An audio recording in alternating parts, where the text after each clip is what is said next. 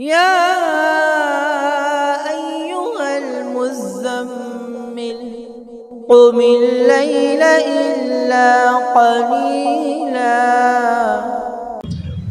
بسم اللہ الرحمن الرحیم۔ پوچھتے ہیں کہ جماعت کی 4 رکعت میں 2 رکعت چھوٹ جانے کی صورت میں بچی ہوئی 2 رکعت میں سورہ فاتحہ کے بعد سورت ملانا ہے یا پھر نہیں ملانا ہے؟ سورت ملانا ہے، کیونکہ آپ کی وہ 2 رکعت چھوٹی ہے جس میں سورت ملائی جاتی ہے۔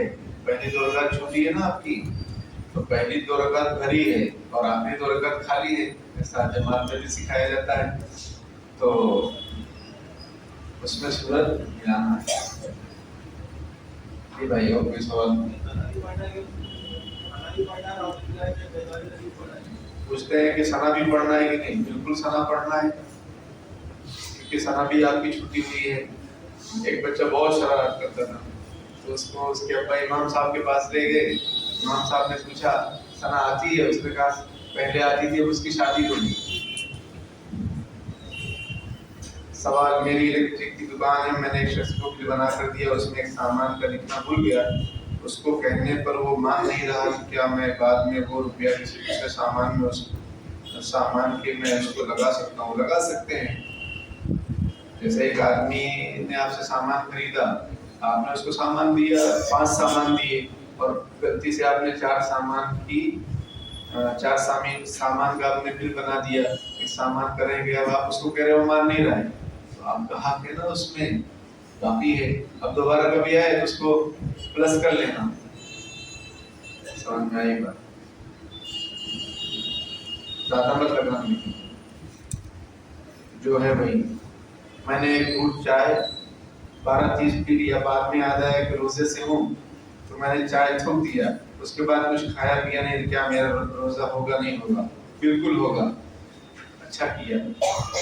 چائے اگر آدمی چائے ہے، پانی ہے، روزے کی حالت میں اس نے منہ کو لگایا، اور جیسے ہی گھونٹ منہ کے اندر گیا اور اس کو یاد آیا کہ بھائی روزہ ہے، فوراً اس کو تھوک دینا چاہیے۔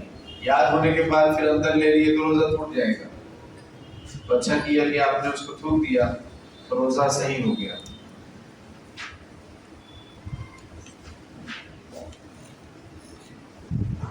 وضو کے بعد منہ میں جو پانی آتا ہے اس سے روزوں پر اثر پڑتا ہے کیا؟ نہیں پڑتا ہے۔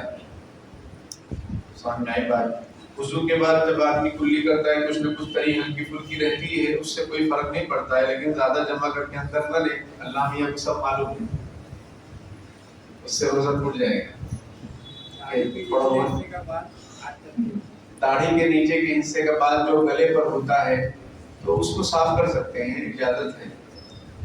اسی طریقے سے داڑھی گالوں پر جو بال اگاتے ہیں کسی کو ادھر میں، تو اس کو بھی، جس کو خط بنانا کہتے ہیں، تو اس کو بھی صاف کر سکتے ہیں، لیکن داڑھی بہت باریک کر دینا، ایک دم ایسی لکیر سی، وہ جائز نہیں ہے، کیونکہ داڑھی داڑھ سے ہے، داڑھ کے اوپر جو بال ہیں وہ ہونے چاہیے، آپ اس کو بھی اگر چھینیں گے تو وہ گناہ ہے۔ جی بھائی، اور کوئی سوال؟ پاؤں کے بال کاٹنے نہیں چاہیے مردوں کو، لیکن اگر ایسے بہت بڑھ جا رہے ہیں اور آنکھوں میں آ رہے ہیں تو اس کی کٹنگ کر سکتے ہیں تاکہ وہ آنکھوں میں نہ آئے۔ کوئی چیز سونگنا ہے، جیسے کف ہو جاتا ہے، لگانا ہے بام ناک؟ سونگنے سے روزہ نہیں ٹوٹتا ہے، لیکن انہیلر وغیرہ جو ہوتا ہے جس سے دوائیں کھینچی جاتی ہیں ناک سے، اس سے روزہ ٹوٹ جائے گا، کیونکہ کچھ نہ کچھ ذرات ناک کے راستے سے حلق میں چلے جاتے ہیں، اس سے روزہ ٹوٹ جائے گا۔ سونگنے سے کچھ نہیں ہوتا ہے۔ بام لگا سکتے لیکن اندر میں نا بہت زیادہ لگائیں، اوپر لگا سکتے ہیں۔ جی بسم اللہ ہر اس میں پڑھنا چاہیے کہ نماز کے اس میں، جیسے سورہ ملانے کے پہلے؟ بالکل، ہر نماز جی بالکل، ہر نماز میں، ہر رکعت میں۔ شروع میں تو پہلی رکعت میں اعوذ باللہ بسم اللہ پڑھتے ہیں، بقیہ دوسری رکعت، تیسری رکعت، چوتھی رکعت کے شروع میں آپ کو بسم اللہ پڑھنا چاہیے، پھر سورۃ ملانا چاہیے، پھر سورہ فاتحہ پڑھنا چاہیے۔ اسی طریقے سے آپ نے نماز شروع کی اور سورہ فاتحہ مکمل ہو گئی، اب کوئی سورت اگر ملانا ہے تو بھی بسم اللہ پڑھنا چاہیے، نہیں پڑھیں گے تو بھی کافی ہے، لیکن کوئی سورت اگر آپ ملا رہے ہیں تو بسم اللہ پڑھنا سنت ہے۔ لیکن اگر آپ بیچ سے پڑھ رہے ہیں کہیں، وَلَضَّالِّينَ آمین کے بعد آپ بیچ میں سے کہیں پڑھ رہے ہیں تو پھر بسم اللہ پڑھنے کی ضرورت نہیں۔ اور کوئی سوال ہے؟ 2 بار اگر سورہ فاتحہ 2 بار پڑھنے میں آ جائے، میں نے پھر بسم اللہ پڑھ دیا آدمی بے جانی میں، تو سجدہ سے 2 مرتبہ اگر لگاتار پڑھیں گے تو سجدہ سہو ہوگا، یہ مسئلہ ہے۔ اگر سورہ فاتحہ 1 مرتبہ پڑھے پھر دوبارہ پڑھ دیے، بلکہ دوبارہ زیادہ حصہ بھی پڑھ دیے، پوری نہ پڑھے، 4 آیتیں پڑھ لی آپ دوبارہ بھی، تو بھی سجدہ سہو واجب ہوگا، اور پوری پڑھیں گے تو بھی سجدہ سہو واجب ہوگا۔ لیکن کبھی ایسا ہوتا ہے کہ آپ نے سجدہ تلاوت کیا نماز میں، یا امام صاحب نے تراویح میں کبھی ایسا ہوا کہ سجدے میں گئے، پھر کھڑے ہوئے پھر سورہ فاتحہ پڑھ دیے، تو پھر اس صورت میں سجدہ سہو واجب نہیں۔ چلو بھائی، اور کوئی سوال؟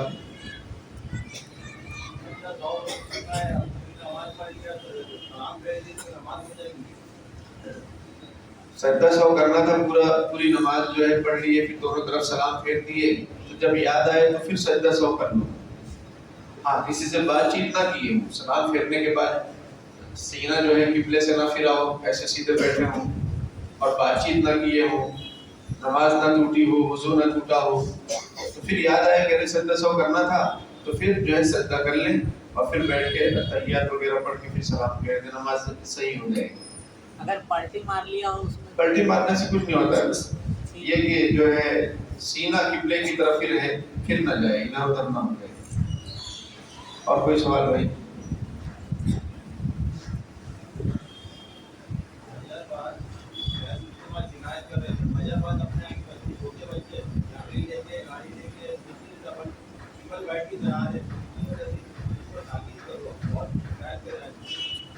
یہ کہہ رہے ہیں کہ برادران وطن کی طرف سے شکایت آئی ہے کہ صبح فجر کے بعد، چونکہ آج پہلا دن تھا ہے نا، اور شاید امت مسلمہ میں ایسا بھی ہے کہ آج کہیں کہیں روزہ شروع ہوا ہے، یعنی آج ان کے یہاں چاند مانا گیا ہے، اپنے یہاں کل مانا گیا تھا، اور کہیں کہیں علاقوں میں آج سے شروع ہوا ہے، تو بہرحال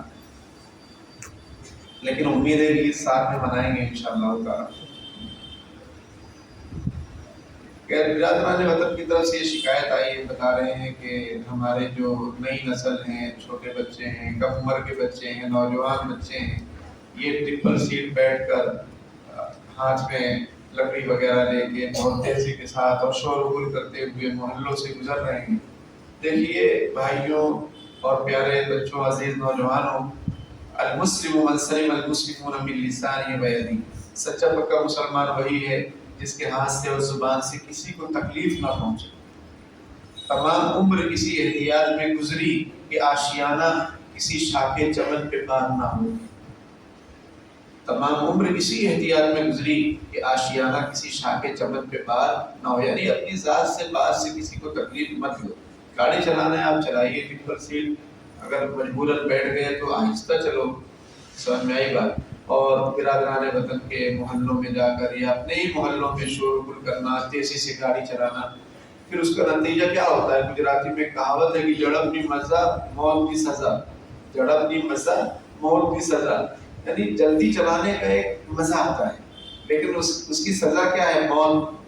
اگر آپ ٹکرا گئے کہ اللہ تعالیٰ سب کی حفاظت فرمائے، ہمارے بچوں کی سب کی حفاظت فرمائے، نئی نسل کی، لیکن اگر خدا نخواستہ نیچے منڈی آ گئی سامنے یا ڈوگی آ گیا، سامنے آئی بات، اس کو بھی بہت احترام سے بولنا پڑے گا، ایسا لگ رہا ہے کیونکہ بہت سارے لوگ یوں بچے کے سامان ہیں، اس کو جو ہے بچے کی طرح رکھتے ہیں، تو بہرحال اس لیے میں کتا نہیں کہا، ڈوگی کہہ دیا۔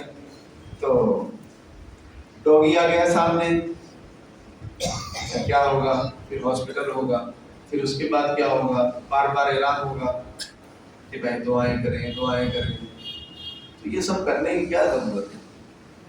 صبح میں فجر کے بعد میں نے بیان میں بھی کہا تھا جمعہ میں کہ رمضان بیڈمنٹن کھیلنے کے لیے نہیں ہے۔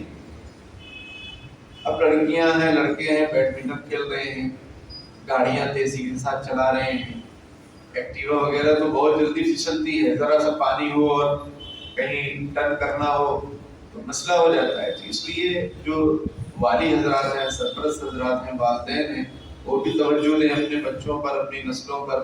اور میں آپ لوگوں سے اپیل بھی کر رہا ہوں، جو بچے یہاں بیٹھے ہیں، تیزی کے ساتھ گاڑی مت چلاؤ، اور صبح میں تلاوت کرو، تفسیر یہاں ہماری جامع مسجد میں ہوتی ہے، اس میں بیٹھو، اس میں سنو کہ کیا قرآن ہم سے کیا چاہتا ہے، اللہ میاں کیا چاہتے ہیں، تفسیر سنو، یہ قرآن پاک کی تلاوت کرو۔ رمضان میں کم از کم 2-3 قرآن پاک کی تلاوت کر لو۔ رمضان یہ قرآن کا مہینہ ہے، पूरे साल अपने पास टाइम है घूमने के लिए, जाने के लिए, तो इसलिए बच्चियों पर भी ध्यान दीजिए, बच्चों पर भी ध्यान दीजिए, और जो बच्चे मेरी बातें सुन रहे हैं वो भी ध्यान में रखें, और किसी को शिकायत का मौका मत दीजिए। बिरादरान वतन सोचेंगे इनका महीना, इनका त्यौहार हमको तकलीफ देने के लिए आता है, तो हम में और उनमें क्या फर्क है?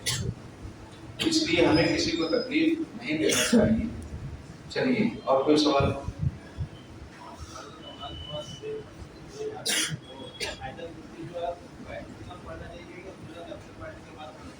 पूछ रहे हैं कि फर्ज नमाज के बाद आयतुल कुर्सी कब पढ़नी चाहिए?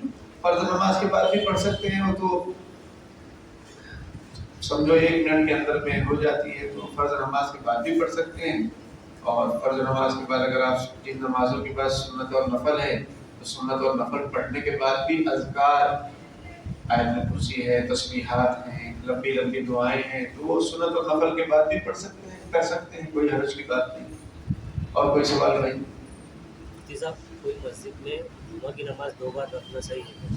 किसी मस्जिद में जुमा की नमाज 2 बार रखना सही, बहुत मजबूरी हो तो जायज़ है, वरना 2 मरतबा की जमात पसंदीदा नहीं है शरीयत में। 1 मरतबा होगी बात, लेकिन बहुत मजबूरी है, कोई मामला है, जगह नहीं है, बारिश हो गई, या मस्जिद तामीर हो रही है, कम जगह है, लोग ज़्यादा हैं, तो उसकी गुंजाइश कर सकते हैं। इमाम एक ही रहना चाहिए कि चेंज करना चाहिए? इमाम तो बदलेगा भाई, क्योंकि 1 मरतबा जिसने नमाज पढ़ ली उसका फर्ज अदा हो गया। अब अगर दोबारा अगर वो खड़ा होगा तो उसके लिए वो नफल होगी, और नफल पढ़ने वाले के पीछे फर्ज पढ़ने वाले नहीं हो सकते, तो इमाम तो चेंज होगा, बल्कि असली हालत जो है उसको भी चेंज करो।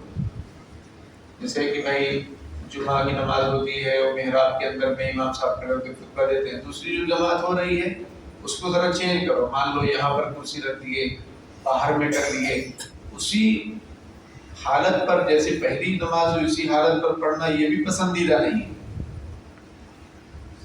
ये क्यों पसंदीदा नहीं? उसका जवाब हमने कल दिया था कि असल जमात पर असर पड़ेगा, तो मजबूरी में जायज़ है, वरना तो जायज़ भी नहीं है।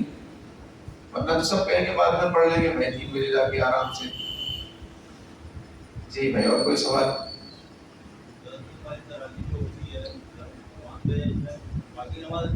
कहाँ पे?